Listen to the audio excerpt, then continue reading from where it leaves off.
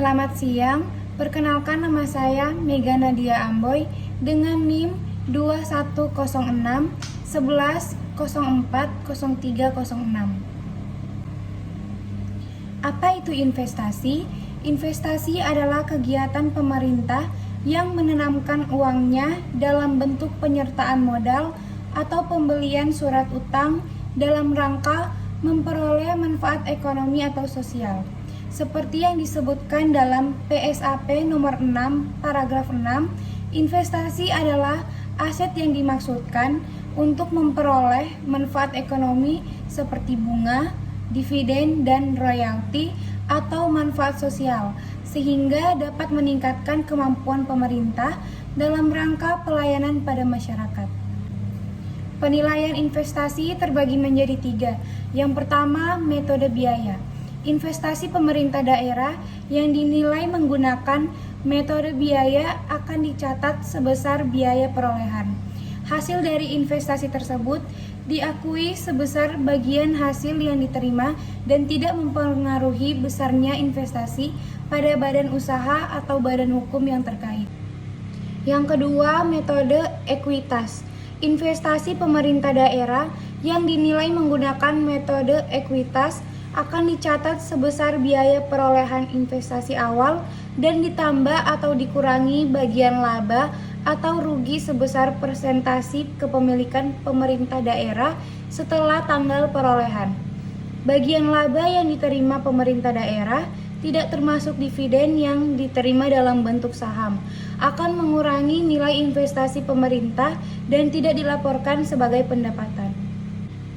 Yang ketiga, metode nilai bersih yang dapat direalisasikan. Investasi pemerintah daerah yang dinilai dengan menggunakan metode nilai bersih yang dapat direalisasikan akan dicatat sebesar nilai realisasi yang akan diperoleh di akhir masa investasi. Metode nilai bersih yang dapat direalisasikan digunakan terutama untuk kepemilikan yang akan dilepas atau dijual dalam jangka waktu dekat. Investasi jangka pendek dan investasi jangka panjang. Investasi jangka pendek, menurut PSAP nomor 6 paragraf 10, investasi jangka pendek harus memenuhi karakteristik seperti dapat segera diperjualbelikan atau dicairkan. Investasi tersebut ditujukan dalam rangka manajemen kas. Artinya, pemerintah dapat menjual investasi tersebut apabila timbul kebutuhan kas dan beresiko rendah. Investasi jangka panjang, PSAP nomor 6 paragraf 13-19 secara gamblang menjelaskan investasi jangka panjang dibagi menurut sifat penanaman investasinya, yaitu permanen dan non-permanen. Investasi permanen adalah investasi jangka panjang yang dimaksudkan untuk dimiliki secara berkelanjutan. Sedangkan investasi non-permanen adalah investasi jangka panjang yang dimaksudkan untuk dimiliki secara tidak berkelanjutan. Pengakuan, pengukuran, dan metode penilaian investasi. Yang pertama, pengakuan. Suatu pengeluaran kas atau aset dapat diakui sebagai investasi apabila memenuhi salah satu kriteria berikut. Yang pertama, kemungkinan manfaat ekonomi dan manfaat sosial atau jasa potensial di masa yang akan datang atas suatu investasi tersebut dapat diperoleh pemerintah. Yang kedua, nilai perolehan atau nilai wajar investasi dapat diukur secara memadai dalam menentukan apakah suatu pengeluaran kas atau aset memenuhi kriteria pengakuan investasi. Yang pertama, entitas perlu mengkaji tingkat kepastian mengalirnya manfaat ekonomi dan manfaat sosial atau jasa potensial di masa yang akan datang berdasarkan bukti-bukti yang tersedia pada saat pengakuan yang pertama kali. Eksistensi dari kepastian yang cukup bahwa manfaat ekonomi yang akan datang atau jasa potensial yang akan diperoleh memerlukan suatu jaminan bahwa suatu entitas akan memperoleh manfaat dari aset tersebut dan akan menanggung resiko yang mungkin timbul. Yang kedua, pengukuran. Untuk beberapa jenis investasi, terdapat pasar aktif yang dapat membentuk nilai pasar. Dalam hal investasi yang demikian, nilai pasar digunakan sebagai dasar penerapan nilai wajar. Sedangkan untuk investasi yang tidak memiliki pasar yang aktif, dapat dipergunakan nilai nominal, nilai tercatat, atau nilai wajar lainnya. Investasi jangka pendek dalam bentuk surat berharga, misalnya obligasi jangka pendek, dicatat sebesar biaya perolehan. Biaya perolehan investasi meliputi harga transaksi investasi itu sendiri, ditambah komisi perantara jual beli, jasa bank, dan biaya lainnya yang timbul dalam rangka perolehan tersebut.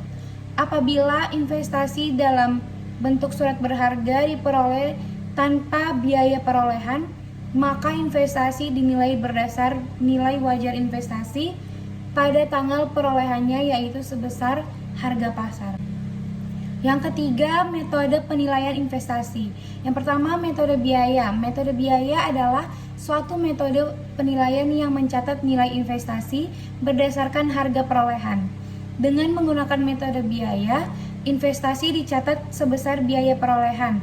Penghasilan atas investasi tersebut diakui sebesar bagian hasil yang diterima dan tidak mempengaruhi besarnya nilai investasi pada bahan usaha atau badan hukum yang terkait. Yang kedua, metode ekuitas. Metode ekuitas adalah suatu metode penilaian yang mengakui penurunan atau kenaikan nilai investasi sehubungan dengan adanya rugi atau laba badan usaha yang menerima investasi. Proporsional terbagi besarnya saham atau pengendalian yang dimiliki pemerintah. Yang ketiga, metode nilai bersih yang dapat direalisasikan. Metode nilai bersih yang dapat direalisasikan digunakan terutama untuk kepemilikan yang akan dilepas atau dijual dalam jangka waktu dekat. Penggunaan metode tersebut di atas didasarkan pada kriteria sebagai berikut. Yang pertama, kepemilikan kurang dari 20% menggunakan metode biaya. Yang kedua, kepemilikan 20% sampai 50% atau kepemilikan kurang dari 20% tetapi memiliki pengaruh yang signifikan menggunakan metode ekuitas.